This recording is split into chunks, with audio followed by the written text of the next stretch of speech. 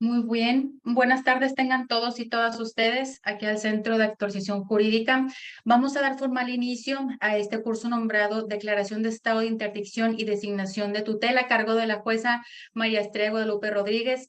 Maestra, hoy estamos de gala. Muchísimas gracias por hacer un espacio en su agenda para compartirnos no solo de su conocimiento, sino de su invaluable sabiduría con respecto a este tema tan importante y relevante para el ejercicio de la abogacía, sin duda. Gracias también a todos los participantes que se registraron a este programa y por confiar en el centro como su plataforma para una educación continua profesional de calidad y puntual. Sin más, siendo ya las 6 de la tarde, damos inicio puntual a este programa, no sin antes recordarles que les estaremos enviando el material tanto audiovisual como la presentación que les estaremos viendo el día de hoy y el día viernes de 6 a 7:30 de la tarde, a sus correos electrónicos para que ustedes tranquilos disfruten la presentación al 100%. Y bueno, también les recordamos nada más ahí que mantengan sus micrófonos apagados por respeto a la exposición. Ya si desean hacer un cuestionamiento, por supuesto, lo pueden abrir para hacer alguna pregunta, aclaración, o dar su punto de vista, que es bastante importante en el transcurso de este programa. Bueno, muchísimo éxito, queda al pendiente, maestra, a todos ustedes vía WhatsApp, y bueno, les cedo los micrófonos, maestra. Muchísimas gracias. Buenas tardes. Muchas gracias, muy amable. Pues buenas tardes a todos los que se unieron. Muy agradecida del interés que ustedes muestran en este tema tan importante, ¿verdad? Que pues es un cambio para todos, incluso aquí a los que trabajamos en el Poder Judicial y que estamos en materia familiar, pues definitivamente que es algo nuevo y diferente a lo que estábamos acostumbrados a manejar. Hemos tenido diversas juntas de jueces y hemos platicado mucho este tema. Incluso entre los jueces, pues hay muchas disyuntivas en relación a los asuntos que se nos van presentando, pero sí es un tema digno, pues, de analizar y de ver cómo se va a plantear o a proponer, porque definitivamente, pues, la cuestión de la discapacidad, particularmente la discapacidad mental o intelectual, tiene muchas cuestiones, porque las personas, los grados de discapacidad médicamente hablando, pues son distintos y varían de una persona a otra. Entonces, pues en cada caso, nosotros nos tenemos que manejar a lo mejor de manera diferente. Pero bueno, para entender un poquito el antecedente y el motivo que llevó a la Corte, a los integrantes de la Corte a hacer este tipo de resoluciones, de sentencias que cambiaron pues todo el paradigma. Y finalmente, pues ahorita se ha quedado un poco a la mejor así en lo jurídico, todavía no se aterriza muy bien porque incluso la gente pues sigue viendo a las personas con discapacidad pues así como con la discapacidad y sin la posibilidad de opinar, sin la posibilidad de emitir su opinión. No se pueden imaginar que alguien que tenga una discapacidad pueda tomar alguna decisión. Y en el transcurso del tiempo, a lo largo del tiempo, pues se han cometido muchas injusticias en personas que a lo mejor el grado de discapacidad sí les permitía realizar algún tipo de acto, pero ya con estas resoluciones que se han adoptado, que son pues de observancia obligatoria para las autoridades, pues es como un parteaguas para empezar a cambiar y que empieza a permear no nada más en el Poder Judicial, en la gente que aquí trabajamos, sino en todas las personas, de ver a las personas con discapacidad con la igualdad que el artículo primero constitucional señala, y eso pues 100% no ha sido posible, pero yo creo que poco a poco tenemos que ir entrando a ello. Vamos primero a ver estas diapositivas, ¿verdad? Primero empezamos con el concepto de salud, porque cuando nosotros escuchamos la palabra salud, bueno, dices, pues no estar enfermo, ¿verdad? ¿Qué significa la salud? Pues no estar enfermo. Pero la Organización Mundial de la Salud lo define, que una persona es sana o que hay salud cuando una persona tiene una vida, tiene acceso a la educación, al trabajo y a la inclusión social y ciudadana, es decir, además de estar relacionada con los procesos biológicos, que es cuando no estás enfermo, la salud lo está con los económicos, políticos y sociales. Así la ha definido la salud la Organización Mundial de la Salud. Y hablamos de esto porque la discapacidad pues no significa, bueno, es que está bien de salud, no hay problema, sino que las personas tienen derecho a una inclusión para considerar en su totalidad que una persona es sana, a una inclusión a todos los aspectos de la vida, llámese a un trabajo, a promover un procedimiento, a casarse, que esas cuestiones pues están prohibidas por la legislación que actualmente está vigente en el Estado de Nuevo León. Todos sabemos que, bueno, ya hay un nuevo Código Nacional de Procedimientos Civiles y Familiares, pero en los artículos transitorios se señala que este código va a entrar en vigor paulatinamente en los diversos estados de la República y que tenemos como fecha límite hasta el 2027. Entonces, el Congreso del Estado de Nuevo León puede en cualquier momento decir, bueno, ya entra en vigor. Las cuestiones que se han visto es que ya no manejan ahí el estado de interdicción en ese nuevo código. Sin embargo, el código que actualmente aplica sí maneja el estado de interdicción. Por eso, pues, los jueces hemos tenido que hacer uso de, pues, desaplicar a lo mejor algunas circunstancias, pero eso lo vamos a ver ahorita. Entonces, derecho a la protección de la salud, conforme a los artículos 25.1 de la Maestra, Declaración Universal. disculpe Sí, que le interrumpe, nada más la presentación, por favor. sí, no se ve. No, No, falta nada más ahí que le dé clic al documento. A ver, ¿ya la ven? no. No, se ve. No se ve, se ve. A ver, voy a dejar de compartir y voy a tratar de compartir otra vez.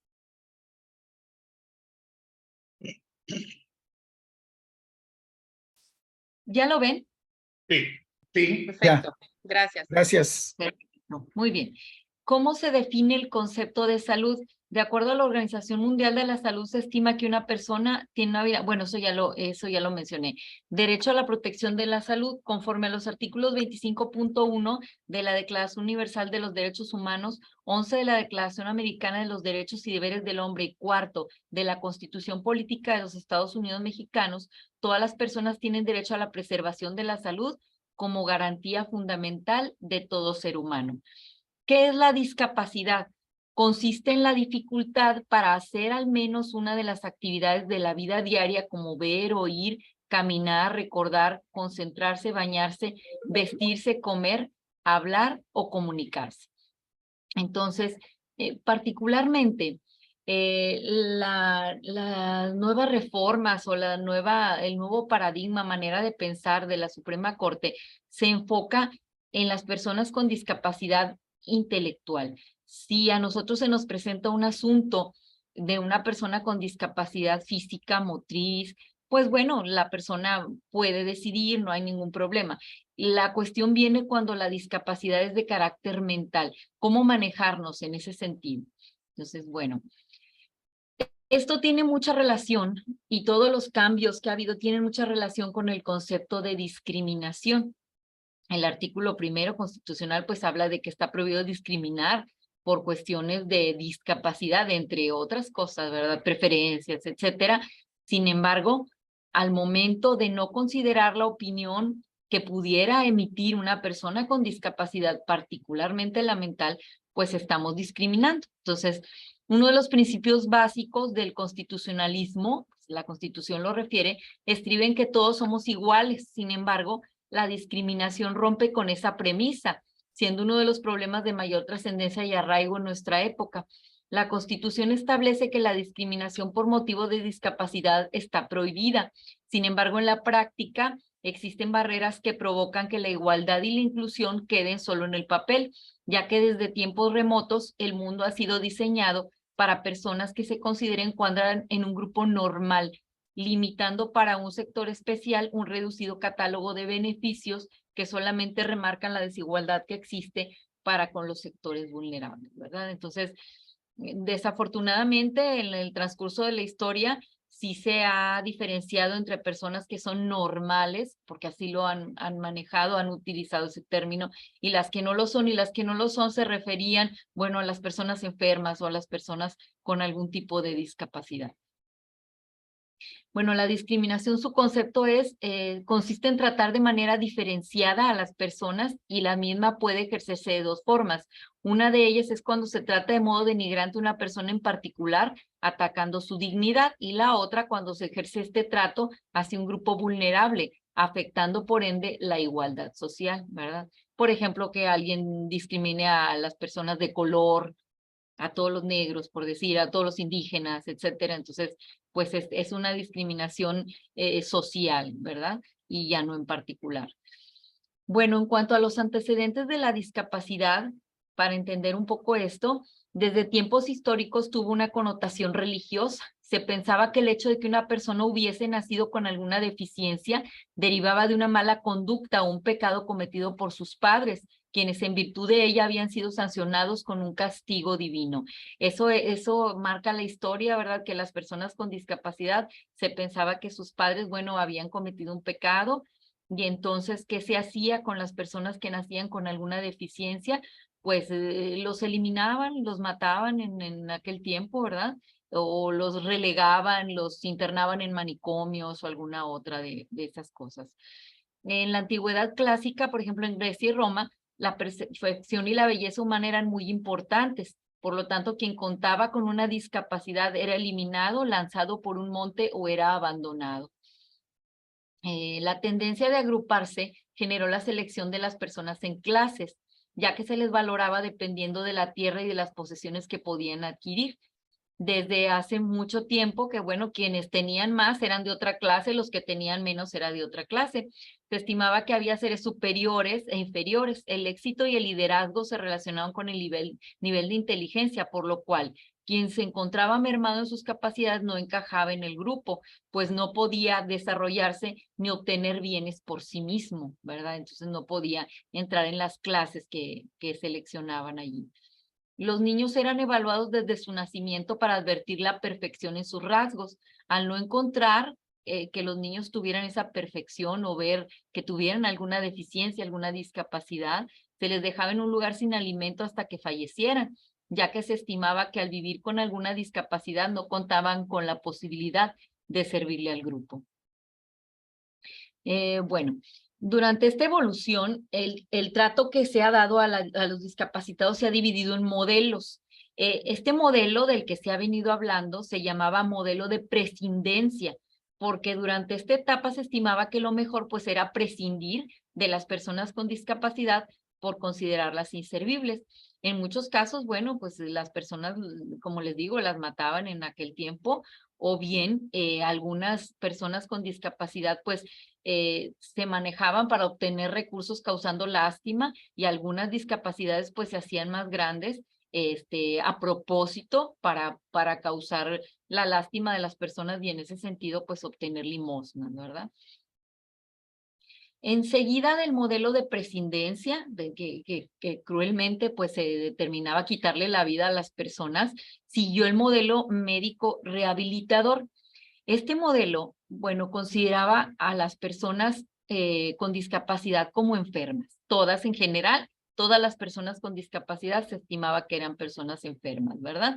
Empezaron a desarrollarse más la psiquiatría, la psicología, empezaron a conocer más, y entonces ellos, los médicos, pues tenían la obligación de buscar una cura para las personas, pero en muchas ocasiones pues no se lograba porque algunas discapacidades pues eran permanentes, ¿verdad? Hablemos, por ejemplo, del síndrome de Down, pues no había una cura ni todavía la hay para eso. Entonces, pues si no se curaba a la persona, pues era una persona enferma de por vida, mermada en sus capacidades y limitada en sus derechos, porque pues no se consideraba que pudiera encajar en la sociedad.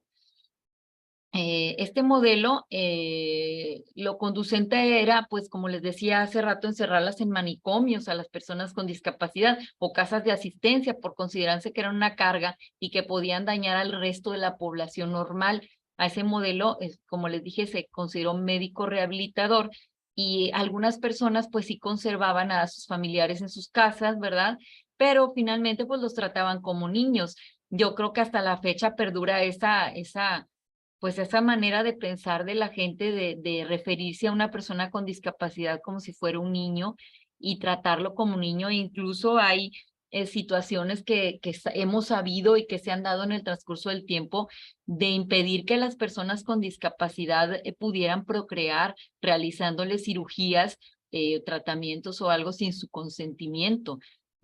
Para evitar pues problemas, ¿verdad? Las personas, las familias, entonces pues se vulneraban completamente sus derechos. Posteriormente, después del modelo médico rehabilitador, existió el modelo social. En el mismo, pues se consideraba que se debería de apoyar, de ayudar o de compadecerse de alguien que se encontraba mermado en sus capacidades. Esto seguía con la connotación religiosa, considerándose que eso era agradable para un ser superior. Esa situación originó que a las personas con discapacidad se les otorgara un trato proteccionista, inferior e infantil, como les decía, aunque ya fueran adultos, sin considerar su opinión y su participación en ninguna actividad de su vida.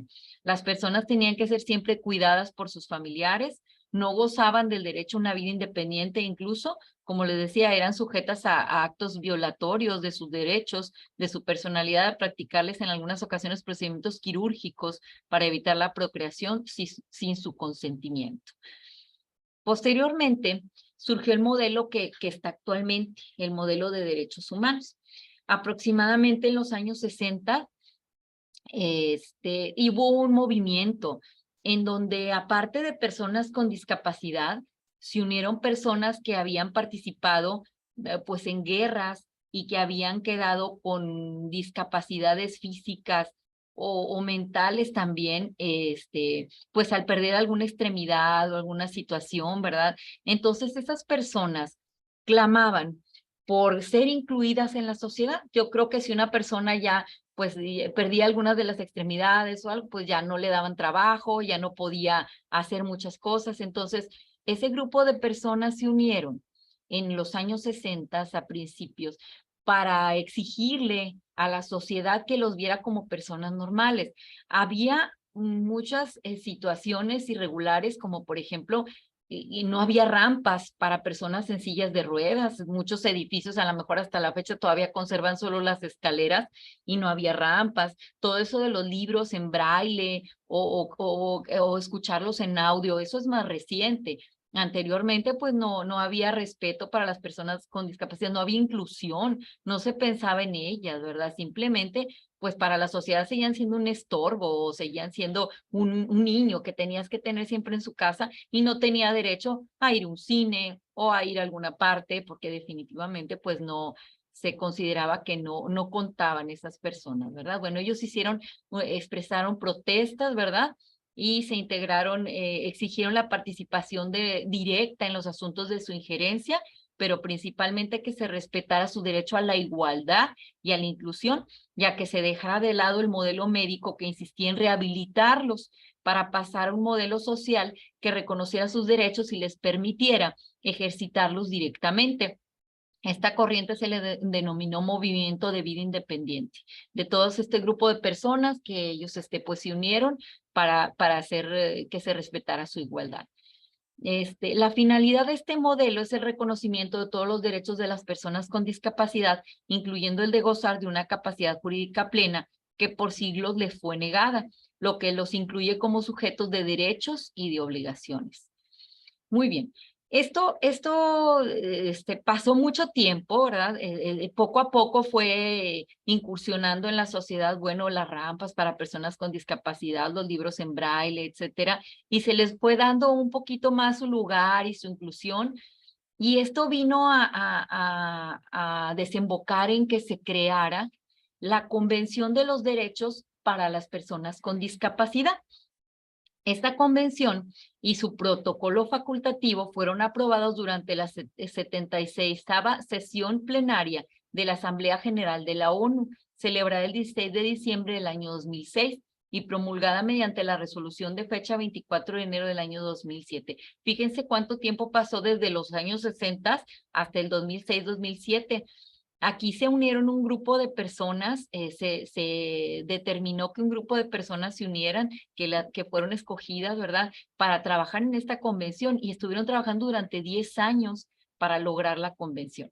El 30 de marzo del año 2007, México suscribió el tratado y el Senado de la República lo ratificó el 27 de septiembre del mismo año. Para su entrada en vigor, ese decreto se publicó en el Diario Oficial de la Federación el 2 de mayo del año 2008, cobrando vigencia al día siguiente. Y bueno, estamos hablando de hace más de 10 años y los códigos siguen igual. O sea, bueno, ya entró el nuevo Código Nacional, todavía no entra en vigor, ya se llevó a cabo, pero todo este tiempo pasó y se siguió hablando del estado de interdicción y todas esas cuestiones, a pesar de que en la convención se habla precisamente de que se debe de dar un trato igualitario y de que principalmente las personas con discapacidad tienen capacidad de goce y capacidad de ejercicio, o sea, su capacidad jurídica que el código establece que está que las personas con discapacidad no la tienen. Sin embargo, la convención, que es de observancia obligatoria, ¿verdad? Porque ustedes saben que la Constitución y las convenciones pues están en un rango superior a las codificaciones locales y deben respetarse, no se actualizó en los códigos, vaya. Bueno, ¿de qué se trata esta convención? De los derechos de las personas con discapacidad. Reconoce que la discapacidad es un concepto que evoluciona y que resulta de la interacción entre las personas con deficiencias y las barreras debidas a la actitud y al entorno que evitan su participación plena y efectiva en la sociedad, en igualdad de condiciones que los demás.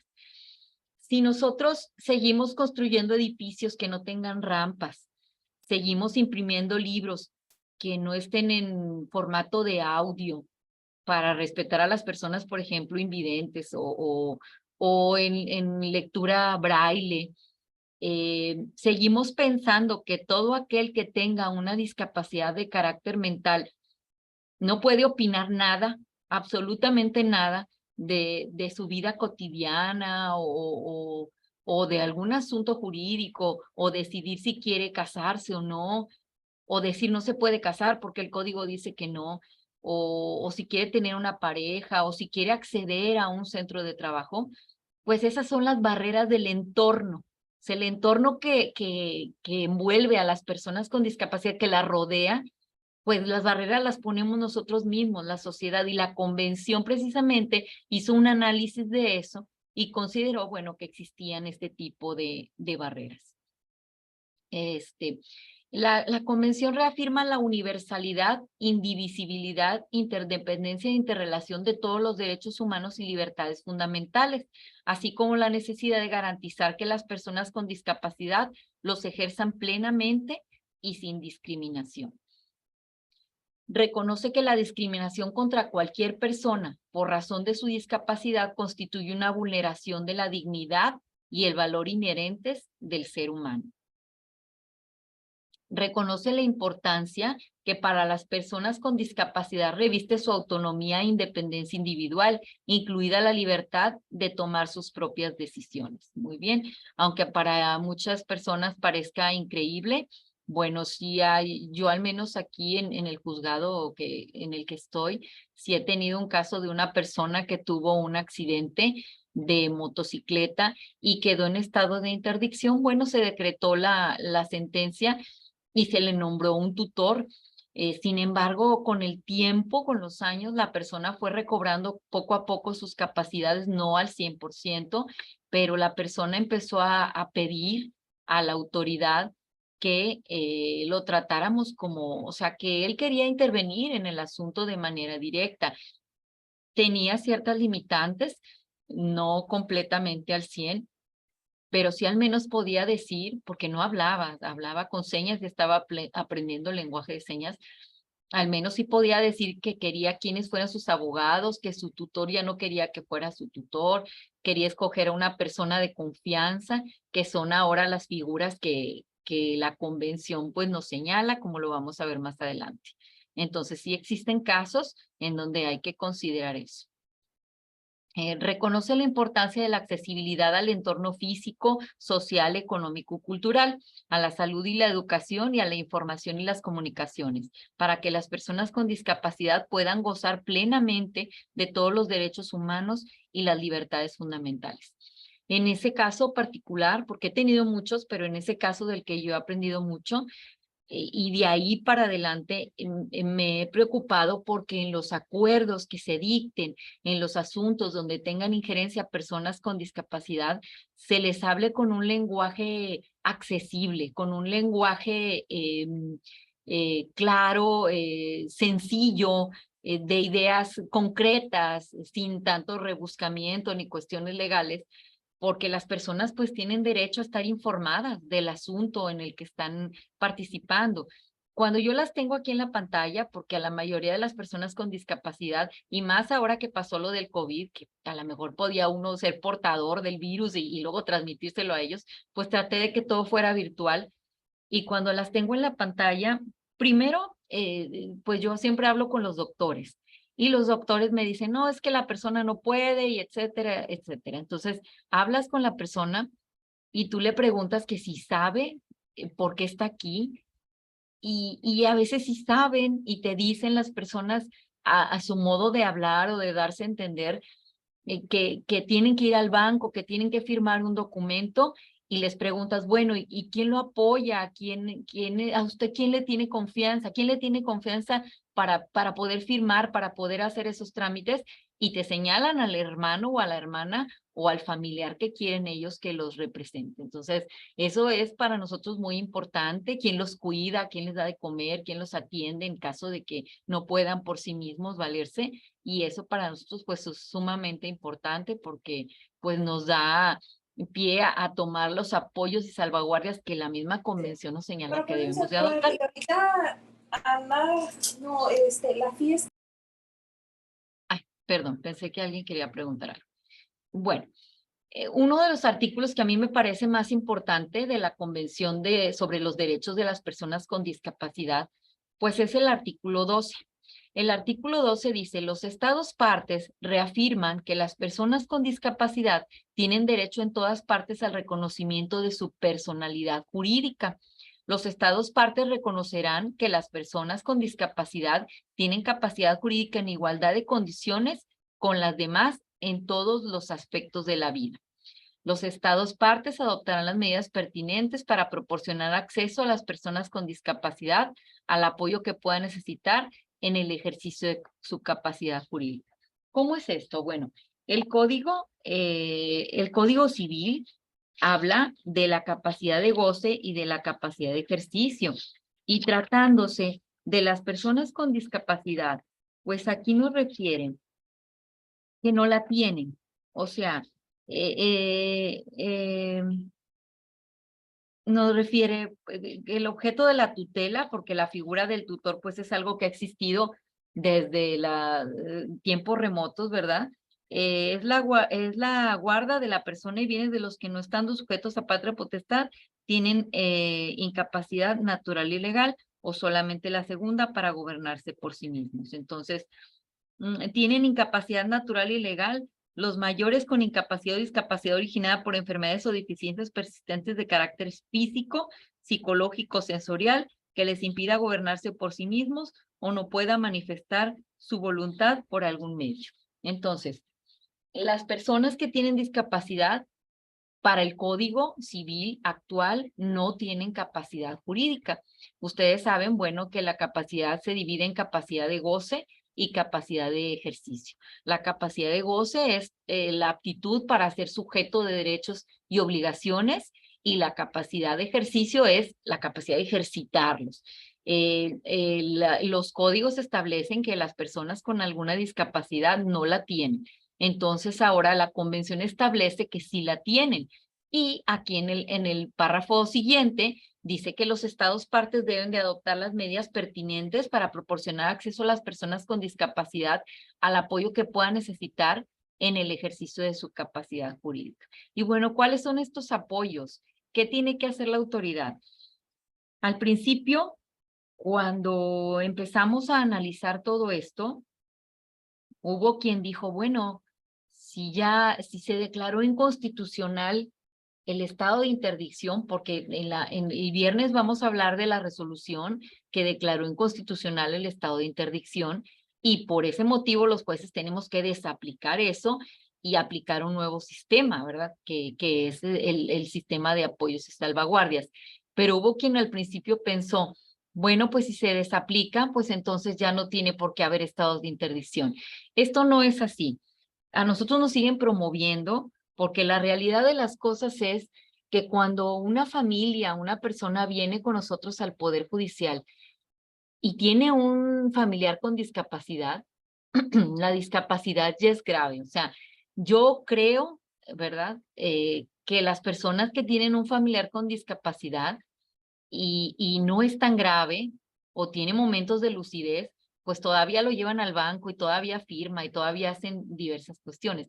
Ya cuando la persona a lo mejor ya no se puede mover y ya no puede hacer alguna cosa u otra, es cuando ya acuden a nosotros. Entonces, hay mucha desinformación. Si tú vas al IMSS y llevas a una persona y le dices, es que esta persona va a firmar aquí y la ven que tiene una discapacidad, pues definitivamente, o vas con un notario y quieres hacer un contrato de compra-venta y llevas a la persona con discapacidad, pues definitivamente el notario no se va a meter en problemas. O sea, la responsabilidad que ha arrojado la convención es para las autoridades. Se supone que todos deberían de entrar a este sistema y que todos deberían de saber que las personas con discapacidad pueden actuar.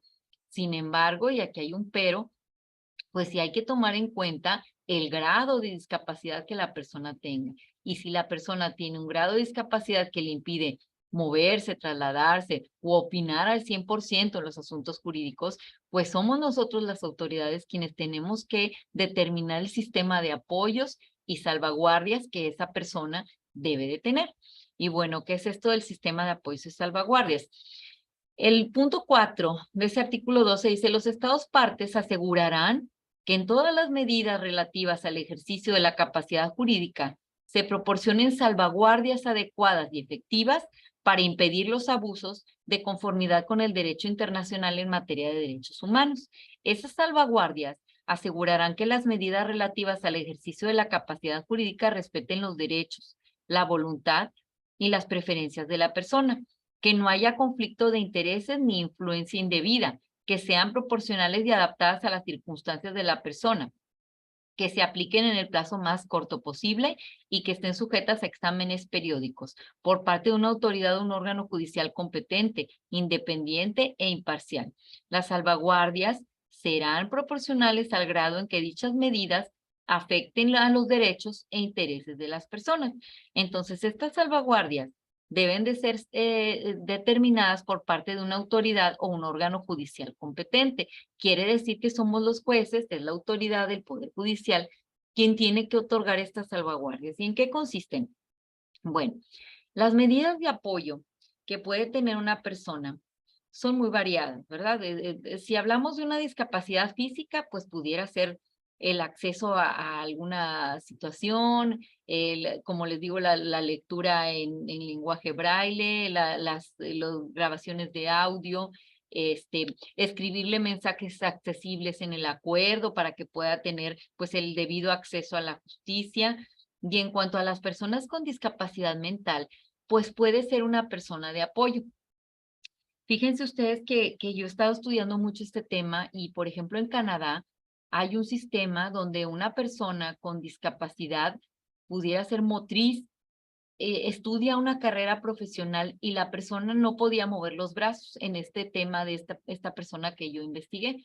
Entonces, allá en Canadá le pagan una persona de asistencia para que acuda con él a las clases y esa persona tome nota.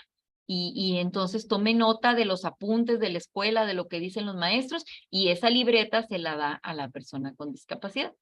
Desafortunadamente, bueno, pues no me ha tocado que en este país haya tal cual así un sistema de apoyos, pero las autoridades tenemos que vigilar y que buscar que el sistema de apoyo se otorgue. En cuanto a las personas con discapacidad mental, bueno, pues hay que explicarles a ellas que si es necesario tomar alguna decisión, quién les gustaría o quién podría ser su persona de apoyo a quien le tienen confianza. En la mayoría de los casos donde las personas se pueden expresar, pues sí me han señalado a su hermano, a su hermana, etcétera.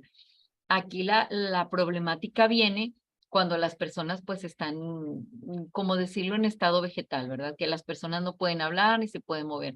Ahí, en ese caso, pues independientemente de lo que diga la convención, sí tendría que señalarse una persona de apoyo y analizar quién es el más idóneo para que tome todas las decisiones. Pero la clave de la convención es tratar en la mayoría de lo posible que no se sustituya la voluntad. Ese fue el problema, que el tutor que ha existido por años sustituye la voluntad en todo a las personas. O sea, la persona no puede opinar ni cómo vestirse, ni cómo peinarse, ni a qué horas comen, ni etcétera. Entonces, se trata de que la persona, en la medida que pueda opinar acerca de sí mismo, qué es lo que quiere, cuáles son sus gustos, cuáles son sus preferencias. Esa persona con discapacidad que les digo que tuvo el accidente, que no hablaba, él no quería que alguien fuera su tutor y me lo señalaba y me decía que no, que esa persona no. Entonces yo traje a alguien, a un perito que tiene aquí el Poder Judicial, que es especialista en lenguaje de señas mexicanas. El señor estaba aprendiendo un poco de lenguaje de señas mexicanas y entonces decía el perito, es que dice que no quiere que esa persona sea su tutor, dice que no quiere que él quería que fuera su hijo. Entonces, bueno, pues en ese caso pues se varió. Pero sí es muy importante que los apoyos se determinen por la autoridad de manera precisa en cada caso concreto. En cuanto a las salvaguardias, pues como su nombre lo dice, salvar y guardar, ¿verdad? O sea, nosotros en el método tradicional pues teníamos el tutor y teníamos el curador. ¿Y cuál era la función del curador? Vigilar que el tutor actúe de manera correcta. Una salvaguardia es eso, ¿verdad? Es una persona que va a vigilar o una autoridad que vigile que el tutor, que la persona de apoyo, perdón, no cometa situaciones que puedan afectar a la persona con discapacidad. Entonces, el apoyo es la persona que le va a atender, que le va a apoyar, que va a realizar todo, y la salvaguardia, pues es esa medida que tiene que tomar el juez para vigilar que no se dilapide su patrimonio o que no se tomen determinaciones que le vayan a afectar. Entonces, ese es el sistema de apoyos y salvaguardias que la autoridad debe de adoptar. Si en un momento dado se dicta una sentencia y tú vas a decir en la sentencia que la persona de apoyo es tal, bueno, con esa resolución, esa persona de apoyo pudiera realizar las acciones que el juez delimitó en la sentencia. ¿Y cómo vamos a hacer esa delimitación? O sea, ¿cómo el juez va a saber hasta dónde la persona puede actuar y no? Aquí es bien importante, y yo a lo mejor me estoy adelantando un poquito a lo que iba a manejar en la otra clase, pero bueno, los dictámenes médicos. Ha habido también mucha discrepancia, incluso entre los mismos jueces en relación a los dictámenes. Hay que tomar en consideración que yo creo que hoy más que nunca los dictámenes médicos son fundamentales. No es que se quiera vulnerar a la persona porque he leído diversos libros y dicen, bueno, ¿por qué a una persona normal no le evalúas y por qué a mí sí me evalúas? Yo creo que aquí es importante, aparte del derecho a la salud que todo el mundo tiene, ¿verdad? Y que los jueces tenemos que hacer valer también, determinar el grado de la discapacidad es sumamente importante porque en base a eso nosotros podemos tomar las mejores decisiones. Si nosotros no sabemos hasta dónde la persona puede opinar o puede expresar lo que necesita o lo que quiere, entonces no vamos a tener un parámetro adecuado para determinar cuáles son los apoyos y salvaguardias. Pero bueno, continuando con el artículo de la convención, estén sujetas a exámenes periódicos. Si se dan cuenta, pues esto se parece un poco a lo que marcaba el código, porque pues los tutores tienen obligación cada 6 meses de rendir las cuentas de administración de las personas con discapacidad. Entonces ahí el juez es donde puede ver, bueno, qué se está gastando, qué ha pasado con su dinero, cómo se ha invertido, cómo se ha aplicado. Muy bien. Sin perjuicio de lo dispuesto en el presente artículo, los estados partes tomarán todas las medidas que sean pertinentes y efectivas para garantizar el derecho de las personas con discapacidad en igualdad de condiciones que las demás, a ser propietarias y heredar bienes, controlar sus propios asuntos económicos y tener acceso en igualdad de condiciones a préstamos bancarios, hipotecas y otras modalidades de crédito financiero y velarán por que las personas con discapacidad no sean privadas de sus bienes de manera arbitraria. Como les digo, yo considero que esta nueva manera de ver a las personas con discapacidad no ha permeado mucho en la sociedad. Yo creo que si hubiera, o si ustedes tuvieran una situación de una persona que quiere que quiere pedir un préstamo o que quiere realizar un trámite bancario y la institución lo negara, yo creo que lo correspondiente sería que una autoridad judicial lo determinara y lo ordenara, ¿verdad? Que se hiciera en respeto a su igualdad. Y yo creo que tendrían que venir con nosotros para determinar el apoyo y la salvaguardia que la persona necesita. Y ¿por qué no? O sea, como nosotros tenemos la obligación de conservar esa igualdad, pues dar la orden o la determinación a aquella institución que se está negando a hacerlo para que lo realice, ¿verdad? Muy bien. El artículo 13 de la Convención se habla del acceso a la justicia y dice, a fin de asegurar que las personas con discapacidad tengan acceso efectivo a la justicia, los Estados partes promoverán la capacitación adecuada de los que trabajan en la administración de la justicia, incluido el personal policial y penitenciario. Y es por eso que, como les comento, pues hemos tenido diversas juntas y opiniones, puntos de vista, etcétera, en relación pues a los casos que nos han tocado para ver la manera de cómo pues unificarnos y tratar de proteger este derecho de las personas con discapacidad.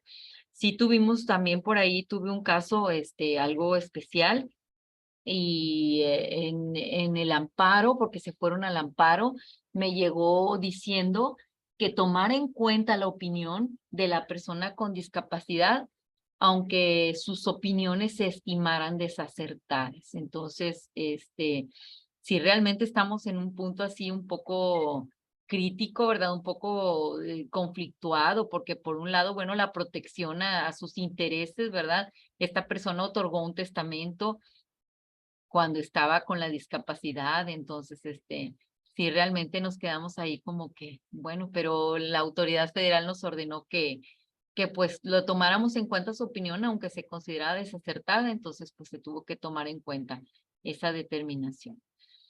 Bueno, hablando de lo que decíamos hace rato, de la capacidad jurídica y la personalidad jurídica, todas las personas conforme a la Constitución Política de los Estados Unidos Mexicanos gozan de los derechos que en ella se establecen y conforme a su artículo 1, está prohibido relegar, menospreciar o discriminar a cualquier individuo por razones de preferencias, creencias religiosas, discapacidad o cualquier otra categoría sospechosa, entendiéndose por esta última la que se refiere a un grupo vulnerable o en desventaja, que encuentra dificultades especiales para ejercitar plenamente sus derechos que están reconocidos en un ordenamiento jurídico por razón de circunstancias culturales, étnicas, económicas, sociales o bien su estado físico y mental.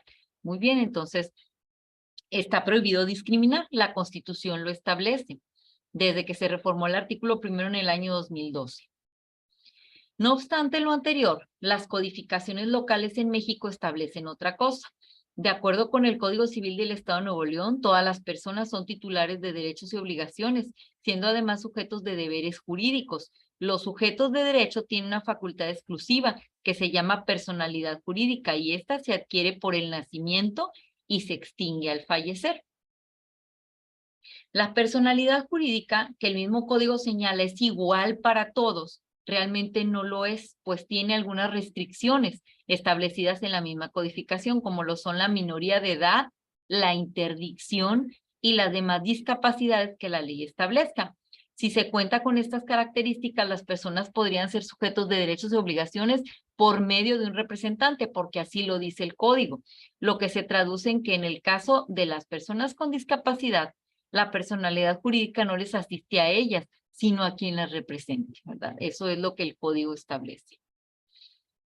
Bueno, uno de los atributos de las personas físicas y morales es la capacidad jurídica. Esta se adquiere con el nacimiento y se extingue con la muerte y la hay de goce y de ejercicio. La capacidad de goce reconoce la aptitud de una persona para ser titular de derechos y de obligaciones, y la de ejercicio para ejercitar esos derechos y esas obligaciones por sí misma, señalando como una restricción a esta también la interdicción o la discapacidad, por lo que en igual forma quien cuente con una discapacidad mental está restringida en su capacidad jurídica. En ese sentido, la personalidad jurídica es la capacidad de ser reconocido como persona ante la ley, mientras que la capacidad jurídica es la aptitud de ser titular de derechos y cumplir obligaciones, atributos los cuales, de acuerdo a los códigos locales, quienes cuentan con una discapacidad no poseen.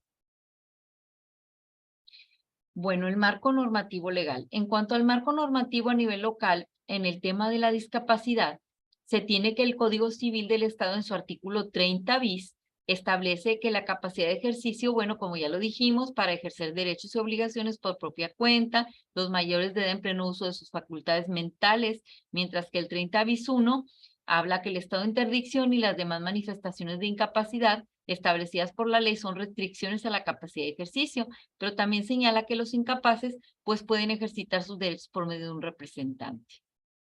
A su vez, el 914 del Código de Procedimientos Civiles del Estado de Nuevo León precisa que ninguna tutela puede conferirse sin que previamente se declare estado de minoridad o de incapacidad de la persona. En ese sentido, una persona con discapacidad intelectual, de acuerdo a la legislación actual, debe acudir ante la autoridad familiar por conducto de alguno de sus familiares, solicitando el nombramiento de un tutor que sustituirá su voluntad en todos los aspectos de la vida. Eso es lo que tenemos ahorita en el Código de Procedimientos Civiles y en el Código Civil también. Pero Bueno, eso ya las está reformado, ¿verdad? ¿Perdón? Pero eso ya está reformado. Ya, o sea, ya no puedo comparecer ante un tribunal para solicitar que se declare el estado de interdicción de una persona. Así es. En virtud de varias resoluciones que ha determinado la Suprema Corte, se determinó la inconstitucionalidad de la figura del estado de interdicción. Entonces, de acudir ante una autoridad, tendría que promoverlo como diligencias de jurisdicción voluntaria sobre sistema de apoyos y salvaguardias, ¿verdad? Entonces ya especifica la persona con discapacidad, qué discapacidad tiene, qué necesidades le asisten, qué es lo que quiere hacer con esa resolución, ¿verdad? ¿Cuál es la necesidad que le está urgiendo a la persona? Y en realidad se lleva el trámite como unas diligencias de jurisdicción voluntaria. Una pregunta. En el caso de la persona que comentaba que tuvo el accidente, si él hubiese hecho como prevención la tutela cautelar, digo, yo no lo he visto que se haya manejado así, pero ¿usted ha tenido casos al respecto? La persona de la que le hablo ya tenía una sentencia de declaración de estado de interdicción. No, pero por ejemplo, perdón, sí. Disculpe, en el caso, digo, por ejemplo, en la hipótesis de que él hubiese ido a un notario público y hubiese dicho, manifestado que quería que un tutor cautelar, pues es un procedimiento un poquito más fácil porque ya él ya lo hubiera determinado con anterioridad, o sea, él hubiera dicho, yo quiero que mi hijo sea mi tutor en el caso de que llegase a suceder una situación en la que quedara en estado de interdicción, por ejemplo, en este caso hipotético, ¿verdad? Así es. Sí, pues tendría que respetarse. Sí, ¿ha tenido casos ustedes que se hayan presentado así, que hayan previsto las personas la tutoría cautelar? No, de tutoría cautelar no me ha tocado ninguno. Yo creo que nadie piensa en quedar en estado de interdicción. Yo creo que es algo que la gente no o que va sucediendo como que poco a poco, paulatinamente en algunas de las afecciones, ¿verdad? Como lo es el Alzheimer, que se va presentando poquito a poquito, y pero no, sí, efectivamente el código señala esa figura de la tutela cautelar que puedes ir al notario y le puedes decir que en caso de quedar en estado de interdicción, pues te gustaría que esta persona fuera la que te representara. Hasta el momento no me ha tocado ningún caso de ese estilo. Sí, porque yo lo comentaba, bueno, hay una persona en la que yo le daba varios escenarios, que pues en este momento ya está sola y que no tiene familiares, cuestiones de esas. Entonces, yo digo, es muy importante que tenga la prevención porque uno no sabe qué vaya a suceder, como por ejemplo el Alzheimer, o una situación como en el caso de la persona que se presentó ahí con usted, el motociclista. Digo, uno no sabe, pueden estar muy jóvenes y poder tener en esa situación. Y lo comentaba con un notario público y dice, a mí nunca he tenido un caso de esos. Entonces lo comentaron entre ellos, y pues que no era muy común que las personas tuvieran esa prevención. Entonces, yo sí lo he previsto porque pues son casos que en este momento, todo lo que ha pasado y todos los cambios que se han presentado y que definitivamente cuando uno oye, Dios quiera no suceda, pero que si llega uno a estar en esta situación, que sí estés consciente, pero no puedas transmitir tu situación o tu necesidad y que tengas a un tutor que no quieres, o que tomen decisiones que tú no quieres, entonces ahí sí es una circunstancia muy difícil para la persona que lo está viviendo, ¿verdad? Entonces yo creo que sí hay que, como que hacerlo más vívido para que las personas tengan esa conciencia. Muchas gracias. Sí, sí, de nada, Ali. Pues finalmente se trata de respetar el derecho de las personas, su dignidad humana, sus opiniones. Entonces yo creo que qué mejor si una persona pues prevé esta situación, que creo esa se hace a través de un testamento, ¿verdad? O sea, haces el testamento y al mismo tiempo haces esa declaración. No estoy segura si se puede hacer, aunque los notarios pueden hacer, yo creo que muchas cosas de lo que la gente les pida. Entonces, si finalmente quieren ir con el notario y hacer alguna determinación de ese tipo, yo creo que sí sería de considerarse, ¿verdad? Porque si la persona la hizo, pues consciente de determinar lo que quería, pues eso es lo que finalmente esta reforma o la convención pretende respetar, ¿verdad? La autonomía de las personas. Entonces, pues sí es muy importante eso que usted menciona. Muchas gracias. Sí, bueno, decíamos, las autoridades conscientes de su obligación de respetar la Constitución y los tratados internacionales de los que el Estado mexicano sea parte, han tenido que actuar bajo el control difuso de convencionalidad, desaplicando el articulado local y apoyándose en las determinaciones establecidas en las convenciones internacionales, así como en la Constitución. Bueno, aquí vemos varios puntos importantes. La discapacidad a través del tiempo, de lo que hablamos particularmente la de carácter mental, ha generado discriminación en quienes la padecen y falta de reconocimiento de sus derechos humanos. Se ha considerado a las personas con discapacidad como estorbos o como seres a quien hay que proteger o cuidar sin considerar su opinión, la cual en muchas ocasiones pueden expresar no obstante sus limitantes. Gracias a los diversos movimientos de las personas con discapacidad, se logró construir la Convención de los Derechos de las Personas con Discapacidad, la cual reconoce, entre otras cosas, que dichas personas gozan de capacidad jurídica en igualdad de condiciones que los demás.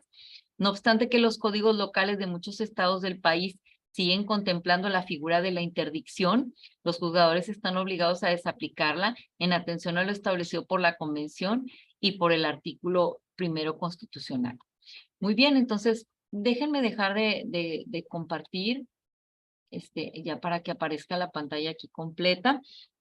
Y entonces, bueno, más que nada, eso es el material que traía para el día de hoy. Como les comentaba, para el viernes quisiera analizar la resolución de la Corte, que es el amparo directo 4/2021, que como les digo, ya tenía ahí algunos precedentes, incluso del 2015, en donde se determinó por qué se iba a declarar inconstitucional el estado de interdicción y el nombramiento de un tutor. Entonces, pues definitivamente que como les comento y en la experiencia que tengo, cada caso es diferente en relación a los apoyos y salvaguardias que las autoridades debemos de tomar. Si estamos así como todavía no hay una legislación, bueno, se presentan los asuntos por las personas y tienen duda de si presentan los 3 dictámenes médicos, de si no presentan los 3, presentan uno, etcétera. O sea, sí ha habido situación de desconcierto y a lo mejor de desconocimiento por ser algo nuevo de cómo se va a manejar ese asunto. Pero creo que cada asunto es diferente y nos va determinando a nosotros como autoridades cuál es la medida que tenemos que tomar. Pero principalmente el eje rector de todo esto es pues el respeto a la autonomía de las personas, ¿verdad?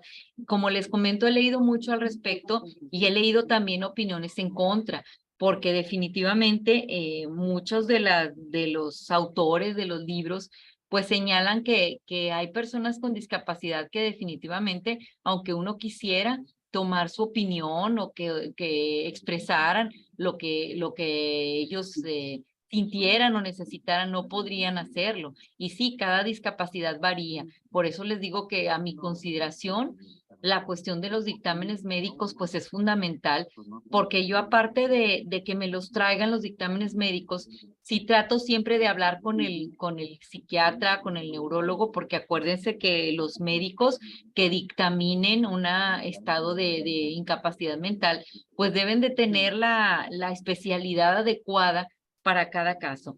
Sí nos hemos topado, y antes cuando todavía no lo manejábamos así, con muchas personas que nos traen dictámenes, por ejemplo, de médico general.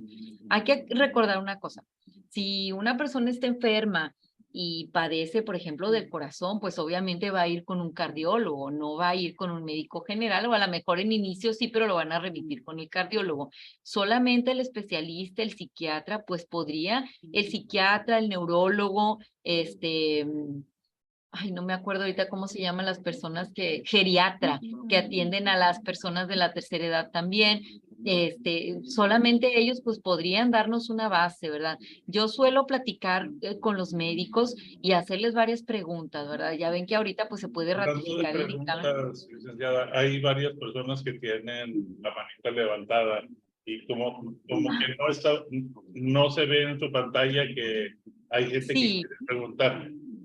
Sí, adelante. Bueno, aquí sí no me aparece quién fue el primero y quién fue el segundo, pero así como me aparece en la pantalla, dice César Andrés. No sé si gusta abrir su micrófono, licenciado, y adelante. Sí, me escuchan. Buenas tardes, gracias, licenciado. Soy César Alberto. César Andrés es mi hijo y es el de la doctora César González, gracias. Nada más verificando, ahorita nos comentaba, licenciada, que ahora para promover una declaración de interdicción se hace por la vía de diligencias de jurisdicción voluntaria, específicamente sobre sistemas de apoyos y salvaguardias. ¿Es así? Así como lo Es así. explicó. Es así.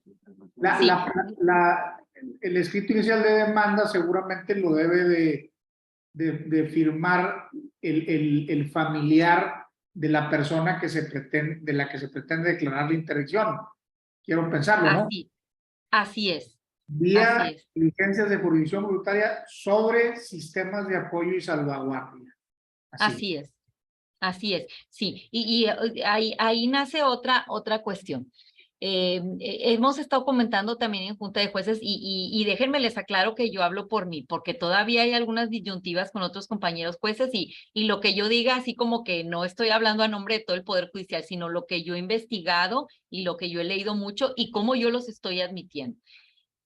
Me decían, bueno, los compañeros hablando de las ideas, ¿qué pasa si me promueven juicio ordinario civil? Porque sí les ha tocado que los hermanos no se ponen de acuerdo. ¿Quién quiere ser el tutor de su mamá? Sobre todo cuando hay muchos bienes de por medio, ¿verdad? O sea, sobre todo hay bienes y todo. Entonces, no, yo la cuido, no, yo la tengo, no, yo quiero ser el tutor.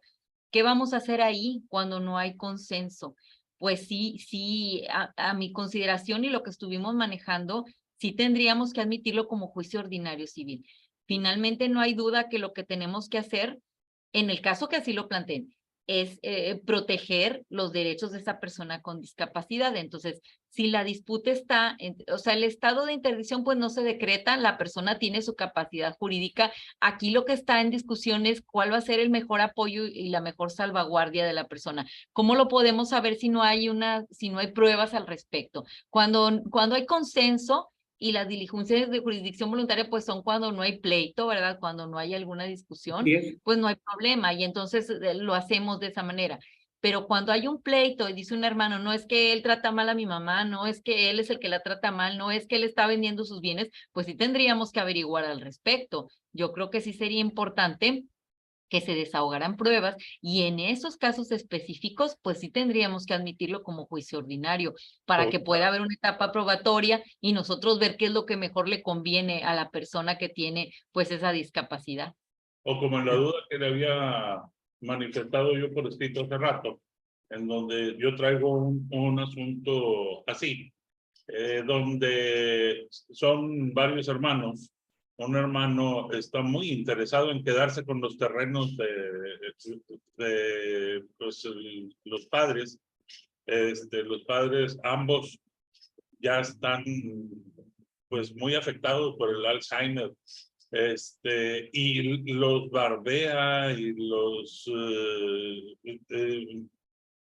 o sea, los está enredando de una manera que a veces hasta da coraje de lo descarado que es y que constantemente le está diciendo al viejito, tenemos que ir para que ya me hagas la escritura de la casa, porque la casa se va a perder así, que no sé qué.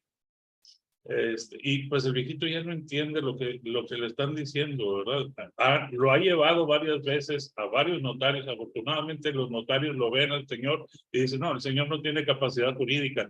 Él no puede hacer eso y lo han despachado con tambores destemplados, ¿verdad? Pero ahora que está haciéndose esa modificación de que ya no hay estado de interdicción, si de pronto mis clientes se sintieron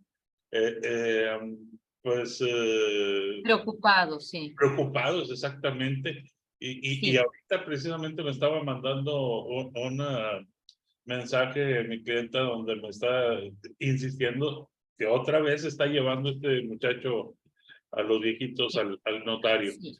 Acuérdese que el artículo que acabamos de leer de la Convención sobre los Derechos de las Personas con Discapacidad habla que solamente las autoridades judiciales podrán determinar ese sistema de apoyos y salvaguardias. Entonces, para que un notario pueda darle para adelante en lo que se pretende hacer, sí tendría yo creo que tener alguna resolución judicial. Nosotros sí tratamos de tener cuidado en que cuando se plantee unas diligencias y diga es que mi mamá y todo, que manifiesten bajo protesta de decir verdad. Si tiene más hijos, cuántos hijos tiene, si vive el esposo, etcétera, porque finalmente son los más allegados a esa persona.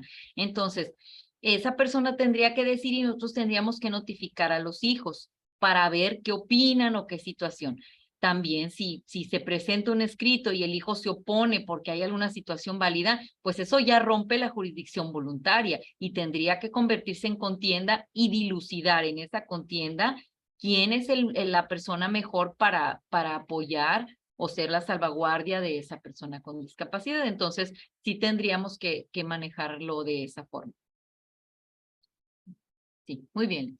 Veo, espero haber contestado su pregunta, licenciado César. Buenas tardes, licenciada. Soy Sí, Irene Rejón. Gracias. Sí, soy Irene Rejón. Yo soy de Michoacán, soy de Morelia, Michoacán, y este tema me gusta mucho porque precisamente tengo un asunto de interdicción. Acá en Michoacán se promueve desde inicio vía jurisdicción voluntaria. Yo estoy representando a la presunta interdicta. La estoy representando oponiéndome a la solicitud de interdicción que promovió su mamá. Ella tuvo una discapacidad debido a un como derrame cerebral y sí quedó en una situación bastante compleja en la que está en silla de ruedas, casi no se puede mover y depende para muchas cuestiones de su vida, como el aseo personal de demás personas. Está en tratamiento, en terapias y ha evolucionado mucho. Su manera de comunicarse es con mucha dificultad, pero trata de hablar y lo que habla, pues, con apoyo de una hermana que es la que le está apoyando, se da a entender y con mucha empatía uno logra entenderla. Aquí la cuestión es de que su mamá trata de promover la jurisdicción, el estado de interdicción, porque pues quiere como manejar los bienes que ella tiene. Ella enviudó, estando ya en estado de interdicción. Ok. Cuando enviuda a inicio de este año, inmediatamente pide no estar en su casa porque le recuerda a su marido y se va con su hermana. Y su hermana es quien la está apoyando y quien la asiste en todo, en sus terapias y todo. Antes de que se iniciara el juicio, bueno, no era juicio, sino la jurisdicción,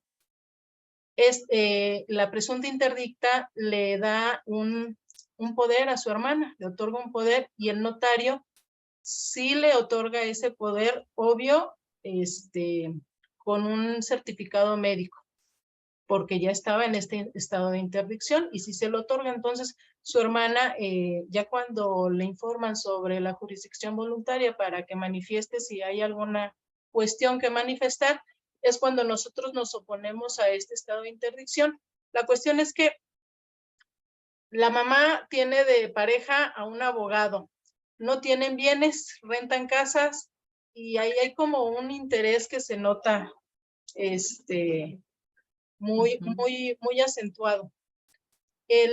Aquí el problema es que los abogados, que es el novio de la mamá, pues también no reconocen a la convención y manifiestan. Y sí es una cuestión que yo veo que muchos abogados pues desconocíamos hace poquito sobre la convención y sobre lo que la Suprema Corte ya ha declarado como inconstitucional.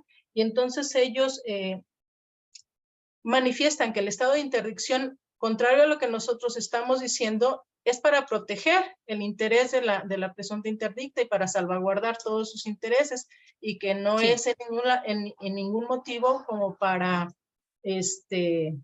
denostarla.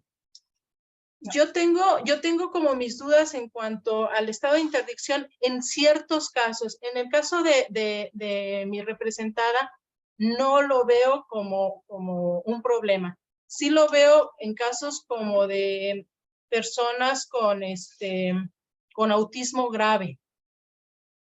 Las personas con autismo grave que no pueden a veces ni hablar, ¿no?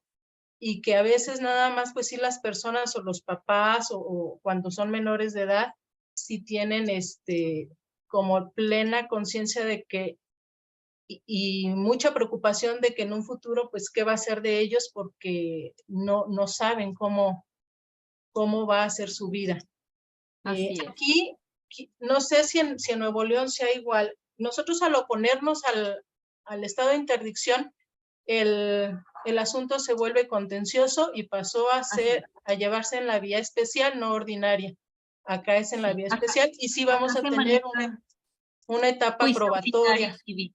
Cuando se opone, se llama, y yo creo que es lo mismo, aunque se llame ahí especial, ¿verdad? Hay una etapa probatoria. Sí, es ordinario, sí, con todas las etapas probatorias y lo demás. Sí. Yo tengo una duda, porque bueno, para todo esto también pues tratamos de documentarnos y todo para poder hacer una mejor defensa. En la convención también se hablan de los ajustes razonables y los ajustes necesarios. Para una etapa probatoria, yo estoy suponiendo que si llegamos a una audiencia o que ella llegue a hacer sus declaraciones, desafortunadamente el Poder Judicial en Michoacán es muy ostentoso, pero no tiene los ajustes necesarios para las personas con discapacidad, y hay muchas escalinatas. Los jueces deberían trasladarse al domicilio en estos ajustes razonables y necesarios para poder llevar a cabo las diligencias. Yo creo que sería obligación de hacerlo de esa manera, trasladándose al domicilio donde está la persona o haciéndolo a través de una videoconferencia. que es lo que Nuevo León haríamos, porque aquí la mayoría, muchas de las audiencias se manejan a través de una videoconferencia, entonces precisamente porque existe ese canal de comunicación que incluso en la pandemia pues nos sirvió mucho, que ya existía. Nosotros, yo en lo particular, he adoptado ese medio para hablar con las personas con discapacidad ante el miedo de la transmisión del COVID o de alguna cosa, pero sí, definitivamente que ella puede exigir la cuestión de los ajustes razonables. Yo creo que aquí, más que nada, lo que ustedes están peleando es quién va a ser su persona de apoyo. La cuestión, si ella no quiere tener una persona de apoyo, pues la respuesta, o sea, yo creo que su determinación debería de ser lo único que imperara. O sea, si ella dice, yo no quiero, a la manera en que ella se pueda comunicar, yo no quiero que esa persona sea quien me represente en los actos, no, yo creo que no se necesitan más pruebas que su dicho. Es Sí, más que claro. suficiente. De hecho, las veces que nos hemos entrevistado con ella de manera presencial, o sea, ella puede con mucha dificultad emitir las palabras, algunas, la mayoría se les entiende con mucha empatía, y ella dice, o sea, yo quiero que me represente mi hermana, yo estoy bien aquí. Aquí la cuestión es que también hay un asunto de una sucesión por la defunción de su esposo. Entonces, ella quiere hacer valer todos y las cuestiones de pensión y todas estas cuestiones, y ella quiere que su hermana la represente en todos estos procesos que tiene que llevar a cabo. Entonces, Sí. pero pues sí, no le gusta que su mamá ella entiende todo, pero sí Perfecto. quizá en un sistema anterior, quizá el social o el anterior que mencionaba, por Médico supuesto que realizador. es el médico rehabilitador se le ve como que ya no puede y no está en esa capacidad para poder actuar por ella misma, pero ella es contundente en decir yo no quiero y quiero que mi hermana sea la que me represente. Y yo creo que sí tiene que ser la resolución en ese sentido. Y definitivamente que esté en todo su derecho de solicitar, si se va a desahogar algún tipo de prueba, que la autoridad se traslade en aras de esos ajustes razonables que tiene que hacer en cada caso, ¿verdad? No podemos darle el mismo tratamiento. Es decir, es una situación compleja porque tú debes de ver a una persona con discapacidad como igual a los demás, pero no eres ciego para desconocer que realmente no está igual, porque tiene deficiencias que lo ponen en un plano que no puede hacer su tutela judicial efectiva en el mismo nivel. ¿Tú qué tienes que hacer como juzgador? Equilibrar. Ella no se puede trasladar, pues ni modo. No se puede trasladar, pues yo me voy a trasladar. O sea, tú le tienes que dar todo el apoyo necesario para que esa persona pueda ahora sí ejercitar una contienda en el mismo nivel que la otra persona que no tiene la deficiencia. Para eso son los ajustes razonables, ¿verdad? Entonces ahí sí se torna necesario que la autoridad tome todas las medidas pertinentes, que a lo mejor no se le ocurre, pero hay que pedírselas y hay que decirle de qué manera se tienen que desarrollar y de qué manera le beneficia a esa persona para que la autoridad o se traslade o se conecte y realice la audiencia de una manera que ella pueda acceder a la justicia, ¿verdad? Ok, y mi última pregunta, ¿cuál sería como la diferencia principal entre un tutor y una salvaguardia? Porque al final entiendo, o sea, sí entiendo que ahora el término es la salvaguardia y que el tutor tomaba todas las decisiones, ahora el que va a tener la salvaguardia va a ser porque va a tomar en cuenta las decisiones de la persona con discapacidad, pero ¿cuál sería la diferencia específica? Porque aun cuando sea salvaguardia, va a ser cómo se va a vigilar que sí se esté tomando en cuenta la voluntad del discapacitado. Es que mire, acuérdese que es el sistema de apoyo es la persona de apoyo y la salvaguardia es el que va a vigilar a esta persona. Entonces, probablemente, digo, aquí en el Poder Judicial de Nuevo León tenemos una lista como de tutores, ¿verdad? Entonces, nombramos un tutor y nombramos un curador. Pudiera ser que en un caso dado, si se requiriera, nombrar a este tipo de personas que son ajenas a la familia para que desarrolle la labor de vigilancia, ¿verdad?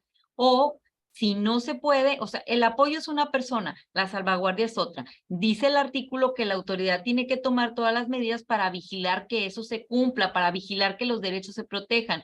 Nosotros, dependiendo de cada caso, podríamos decir, como decíamos antes, cada 6 meses me tienes que rendir cuentas de la administración. Acá en Nuevo León, por ejemplo, no se pueden vender bienes ni de un menor ni de una persona con discapacidad, sino se ocupa licencia judicial. Entonces, así como tal vender una cosa, yo creo que va a batallar. Entonces, tendría que pedir la autorización y nosotros averiguar para qué quiere vender el bien y cuál va a ser el beneficio que la persona va a tener.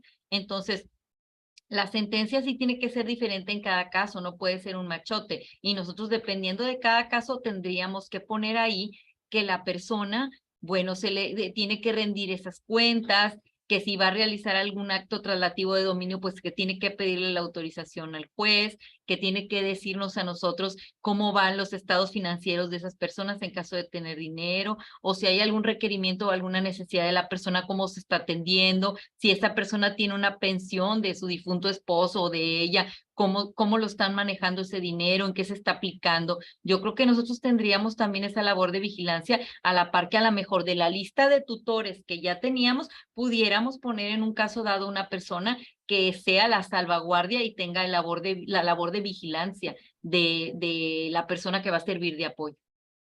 Ok, muchas gracias, licenciada. De nada, licenciada, para servirle. Veo que tiene la manita levantada Lorena Sosa. Sí, Adelante, Lorena. una pregunta en relación al caso que comentaba la compañera. Por ejemplo, ahí la persona sí entiende, sí tiene la capacidad de comprender toda la situación que está viviendo.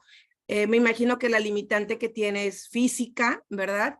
Entonces, por ejemplo, en ese caso ella dice, yo no necesito a nadie que me represente, me puedo representar a mí misma. A lo mejor no me puedo mover porque no pueda caminar o porque camine con alguna deficiencia o algo así, no sé, alguna limitante física. En este caso, por ejemplo, podría pasar que ustedes como autoridad digan, bueno, no le pongo, bueno, lo que antes era la figura del tutor, no le pongo a esa persona de apoyo porque ella puede tomar sus decisiones, puede hacer las cosas, nada más sería cuestión de que estuviera con alguien que la pudiera mover o que le pudiera llevar y traer. Es que el apoyo no es nada más para que tome las decisiones que la persona le transmita a la medida de sus posibilidades, sino también para que vaya al banco, para que vaya y tramite a lo mejor el pasaporte o alguna otra situación que se requiera, porque a lo mejor por la movilidad, etcétera. Pero en sí, la figura es para que la persona, en la medida de lo posible, emita su opinión y tenga su autonomía. Entonces, como quiera, sí sería importante que la autoridad se pronunciara en torno a ese apoyo por la cuestión de moverse y porque las diversas instituciones que no están empapadas de esta situación, pues no, es que yo necesito que tenga un tutor, bueno, aquí hay una persona de apoyo para las diversas cuestiones, ¿verdad? Y es lo que ella transmite. No le sustituye su voluntad de ninguna manera. Como me lo mencionó, ella quiere ser representada por esa persona porque no se puede mover, a lo mejor tiene dificultad del habla y tampoco puede hacer algún trámite como tal y entonces esa persona la representa, pero con su anuencia, ¿verdad? Entonces sí es importante que la autoridad se pronuncie en cuanto al sistema de apoyo porque ahora sí que dependiendo de la situación es lo que el juez va a determinar. Y es por ejemplo, nosotros en las sentencias que hemos dictado le ponemos para que de manera ejemplificativa, pero no limitativa, haga esto, esto y esto.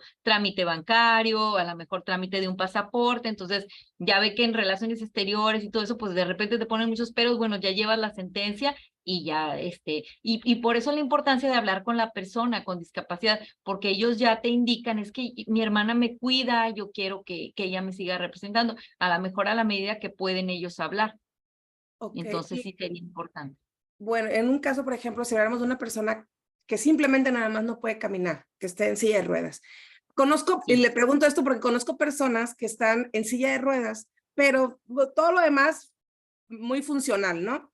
Entonces, ese tipo de personas, ¿cabría la posibilidad de también promover esta jurisdicción o ellos no la necesitan porque ya aprendieron a moverse, ¿no? O ya no necesitan más de lo que ya tiene? Conozco gente que de verdad me sorprende mucho que se sube, se baja, inclusive me ha tocado ver personas que pueden ir al baño solos van en la calle con su silla y bueno, de verdad muy sorprendente el cómo se puede mover.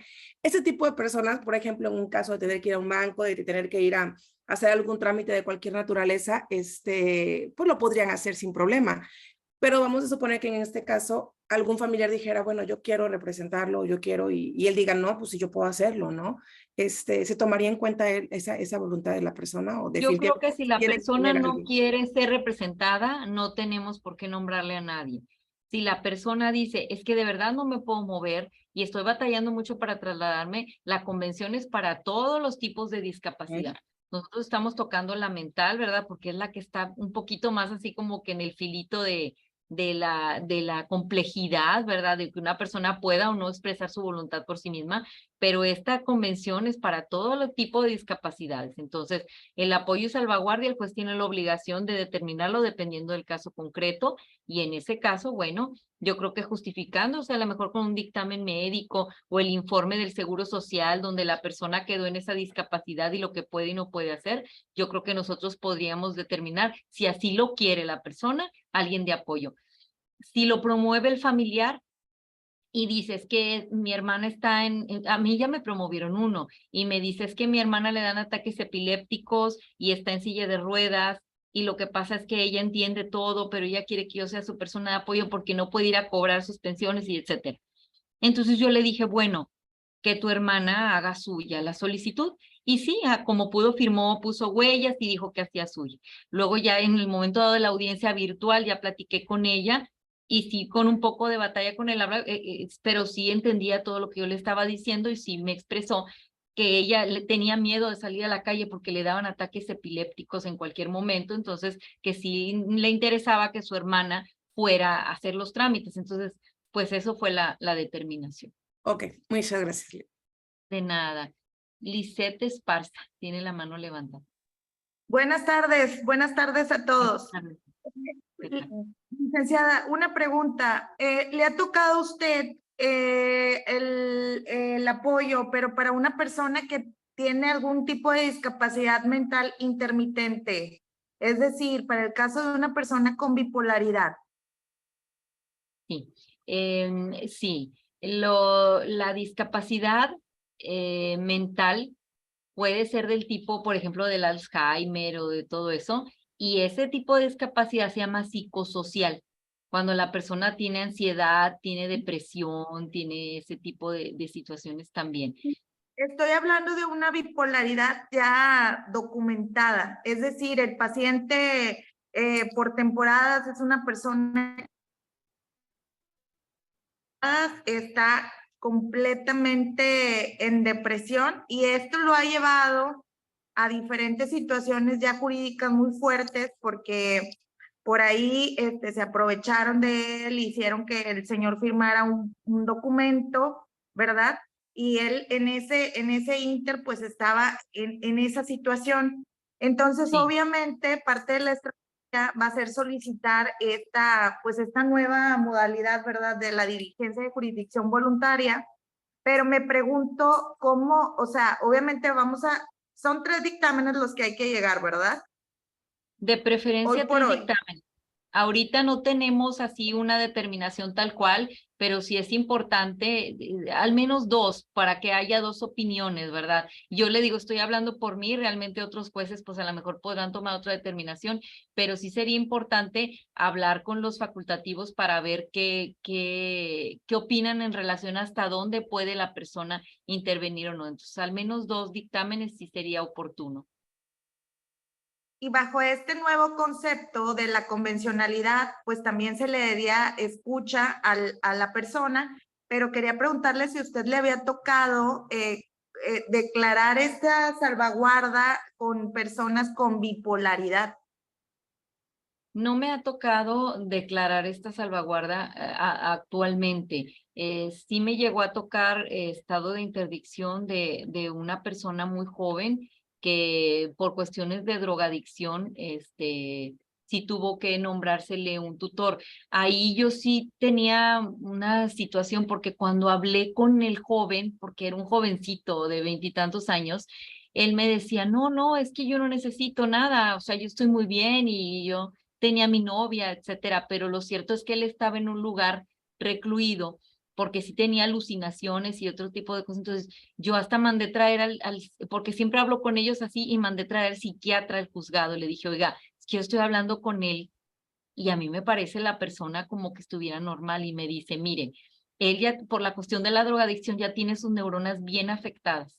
Si él le dejas de dar una de las 10 pastillas que le dan diarias, el muchacho se ponía a romper los sillones creyendo que había algo adentro malo con un cuchillo. Entonces era un peligro en su casa. O sea, él se podía ver como, y esa es la cuestión de las personas bipolares, a lo que yo he estado leyendo también en ese aspecto, que si no están completamente medicados, pudieran hacer alguna situación que se salga de control, ¿verdad? A lo mejor firmar Y o es que alguna situación. a mí está muy complicado porque, como usted lo acaba de decir, son personas que tienen que tomarse medicamento. Entonces, la esposa es la que me dice, es que ya no se quiere tomar el medicamento, ya no puedo hacer yo nada. Y el señor, obviamente, como ya estuvo internado en un hospital psiquiátrico, pues a veces de repente dice que sí quiere colaborar en el proceso y otras veces se desaparece, y como socialmente uno lo ve, digamos que funcional, ¿verdad? Porque hay muchos desequilibrios mentales que no se pueden percibir, ¿verdad? A menos que haya una conversación. Pues sí estoy yo así como que, ¿cuál será la postura? Y bueno, ya me la contestó. Muchas gracias, licenciada. De nada, licenciada, para servirle. Veo que la licenciada Irene tiene levantada la manita, no sé si se le quedó de hace rato o quería mencionar algo más. Sí, quería mencionar una cuestión. Ahorita que mencionaba sobre el que habían una presunta interdicta había escrito su propio reconocimiento para que alguien lo representara. En este caso, nosotros también nuestra oposición la apoyamos con una oposición de ella y ella con su huella, porque ya no puede firmar. Y, y resulta que en la contestación a esta oposición, en la contestación a la vista, la contraparte manifiesta que, bueno, esa es una confesional, porque ella se autorreconoce con una discapacidad, incapacitada. Entonces, en esta convencionalidad también he visto el término del autorreconocimiento y la autodeterminación, lo importante que es el autorreconocerse como discapacitado y la importancia que se le tiene que dar a ese autorreconocimiento. Pero el hecho de que tú seas discapacitado no te quita tu capacidad jurídica. Entonces no tiene nada que ver que ella se haya reconocido como persona con discapacidad, si para la ley puede comprar, puede vender, puede heredar, puede mandar, puede decidir o no decidir si así lo quiere. Puede tener hijos, puede tener novios, se puede casar, lo que antes no se podía hacer. Entonces, que ella haya reconocido que es una persona con discapacidad no tiene nada que ver con su capacidad mental. Su capacidad mental y su capacidad jurídica no están peleadas. Independientemente del grado o del grado máximo mínimo que pueda tener su capacidad mental, no tiene nada que ver con su capacidad jurídica. Ella puede hacer todo lo que ella quiera. Y para ustedes como juzgadores, entiendo que usted está dando opiniones en cuanto a lo que usted haría o ha hecho y que los criterios pueden variar. Así es. El adjuntar, en mi caso, por ejemplo, que adjuntamos esta oposición por ella y que manifiesta rotundamente la oposición a que se le declare en estado de interdicción con su huella, ¿qué fuerza tiene en este asunto? O sea, ¿sí tendría un valor fuerte en la resolución? Pues es que no va a poder el juez decretar el estado de interdicción porque eso ya es inconstitucional. O sea, el pleito ahí es para ver quién la va a representar. Y si ella no quiere que la represente su mamá, pues entonces su mamá no la va a representar. Porque yo creo que la prueba, independientemente de las pruebas que haya y la fuerza que se les pueda dar a cualquier prueba, la autonomía de la persona es lo que rige, porque ella es una persona con capacidad jurídica. Entonces, a lo mejor sería importante que si hay dictámenes médicos, pues determinen a lo mejor si la persona, etcétera, etcétera, alguna cosa. Pero si ella ya está manifestando y el juez se da la tarea de hablar con esa persona y advierte por medio de los sentidos la voluntad de no querer que ella sea quien la represente, no se diga más, como dicen por ahí, ¿verdad? O sea, hasta aquí llegó, o sea, yo creo que eso es la base. Ahí no le van a nombrar a fuerza un tutor que ella no quiere, si ella sí puede expresarlo. No, No, sí, eso no puede. entiendo eso.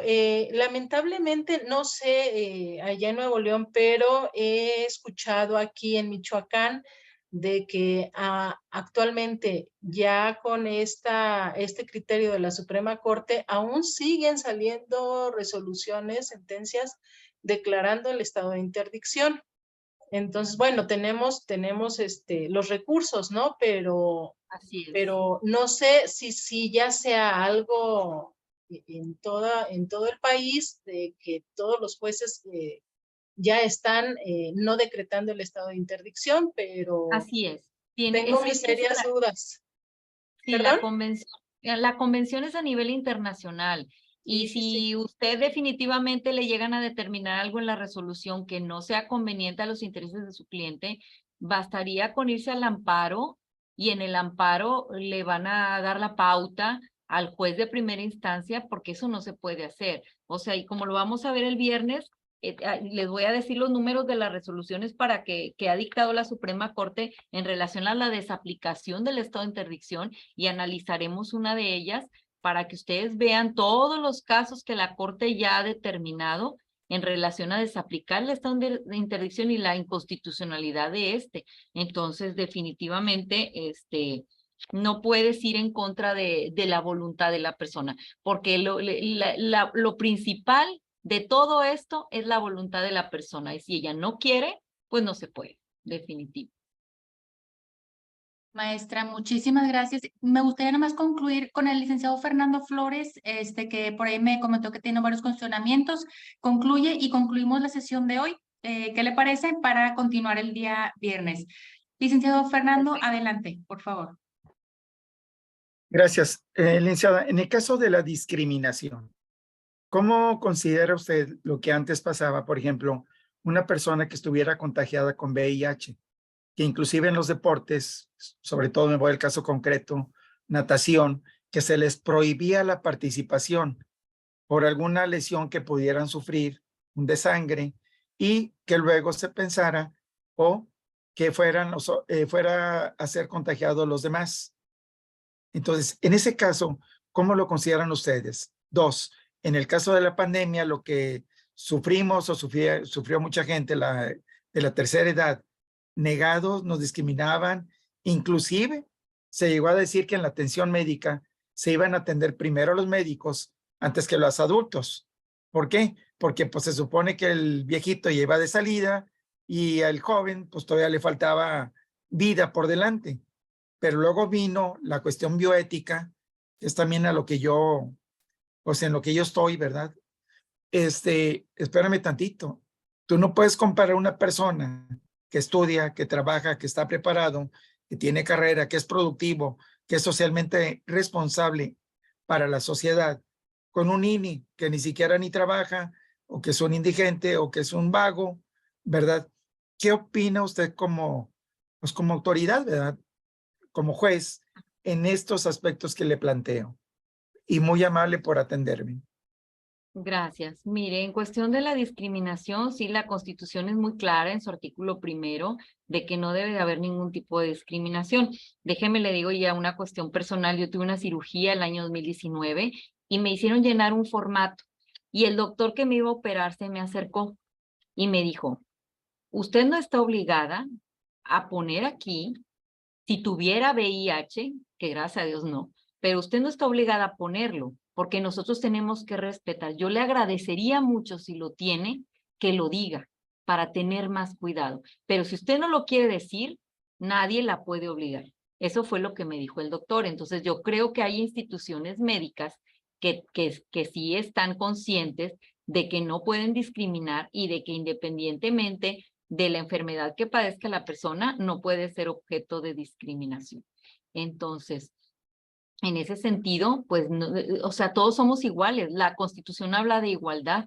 No podemos considerar que porque una persona tiene una enfermedad o que porque una persona tiene preferencias de alguna o de otra cosa, se le puede negar el acceso a una cosa. Eso tiene que haber apertura, tiene que ser libre y todas las personas tenemos que gozar de esa igualdad de derechos. En cuanto a la siguiente pregunta, me decía, perdón, de lo de las personas de la tercera edad de la pandemia, ¿verdad? Sí. Sí, Ajá. pues la pandemia vino a enseñarnos muchas cosas. Realmente como que la gente estuvo ahí experimentando con esas circunstancias. Y déjeme decirle también que en cuestión personal, tengo un niño, un hijo menor de edad, y cuando era la pandemia, yo promoví un amparo para que lo vacunaran aquí en Nuevo León y me lo negaron. Y me lo negaron a mí en el juzgado de distrito, pero a otros compañeros del niño que le cayó en diverso juzgado de distrito, a ellos sí se los concedieron. Entonces, en el caso concreto del amparo que me lo negó, el razonamiento de la juez federal que lo negó, me dijo que a los niños casi no les daba y que como casi no les daba, pues no era importante vacunarlos. En cambio, a los otros niños sí les dieron el amparo y entonces ellos ya estaban vacunados en la misma escuela y unos sí y otros no. Entonces, como casi no les daba, entonces luego me fui a la revisión porque dije, ¿cómo que casi no les da? Pues se supone, ¿verdad? Entonces, no, es que tú dijiste bajo protesta que tu niño es un niño sano y entonces pues no importa, o sea, porque si es sano no le va a pasar nada, pero ya como que ya se tornaban así como que clarividentes o no sé, adivinos o alguna cosa, pues ¿cómo sabe? Me digo, ahora a usted no le pasó y finalmente pues lo que hice fue desistirme del amparo y cuando abrieron la frontera lo fui a vacunar a Estados Unidos. Y pero sí hubo como que muchas opiniones encontradas y todas fuera de órbita porque decía yo, ¿cómo vas a sustentar tu sentencia en que a los niños casi no les da? Pues ese no es un razonamiento válido, ¿verdad? O sea, pues oye, tienes que proteger el interés superior de los menores. Yo lo veía desde el lado de los niños, ¿verdad? Porque los estaban dejando totalmente de lado. Y sí, o sea, la gran mayoría de los niños no les pasó, pero sí hubo como que mucho experimento ahí en ese caso. Yo creo que la pandemia, como le digo, nos enseñó bastante y pues no estábamos preparados y cada quien se puso a dilucidar sus cosas como le fueron haciendo, pero sí hubo muchas injusticias y muchas situaciones que pasaron que pues muy reprobables y muy lamentables también. Sí, licenciada, en lo que usted acaba de comentar que le hicieron firmar o que le dijeron que firmara, se llama consentimiento informado. Y en ese consentimiento informado es donde a usted se le hace ver lo que tiene, lo que se le va a hacer y los posibles riesgos que existen. Y si usted se refiere a una cirugía, en una cirugía nunca se puede decir que se va a tener éxito, porque el riesgo propio existe. Máxime si se encuentran, si se hacen hallazgos, una vez, creo que la palabra correcta, que se abre el cuerpo del paciente, porque obviamente se abre al abrir, aunque hoy puede existir ya lo que es pues la cuestión digital, Como láser, ¿verdad? ¿verdad? Sí, Okay. yo estoy en el Muguerza, digo, no es publicidad ni nada, pero estoy en los comités hospitalarios y de ética de investigación. Tengo el doctorado en bioética, licenciada. Entonces, sí es correcto que usted deba declarar todo, porque si usted no me dice a mí, yo no soy médico, pero si usted no me dice a mí que es VIH o que tiene X padecimiento, no me va a poder demandar el día de mañana, porque usted está declarando lo que dice allí y lo está firmando, e inclusive puede haber testigos, sobre todo si hay el caso de una persona con discapacidad, ¿verdad? Y si yo ignoro algo de usted, ¿cómo voy a tomar las medidas precautorias? Es como si la misma persona es diabética y no lo dice, doctor. Claro, no lo Usted dice. dice, perdón. Exactamente.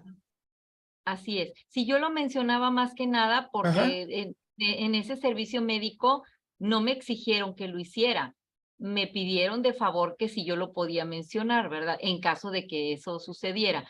Claro. Entonces, digo yo, no hay exigencia en todas partes para la cuestión, pero al momento de saberlo, pues no debería haber ningún tipo de discriminación por parte de los doctores. Definitivamente. Lo que sí es muy correcto es que uno tome, es como el abogado. El abogado es como un confesor ante los clientes.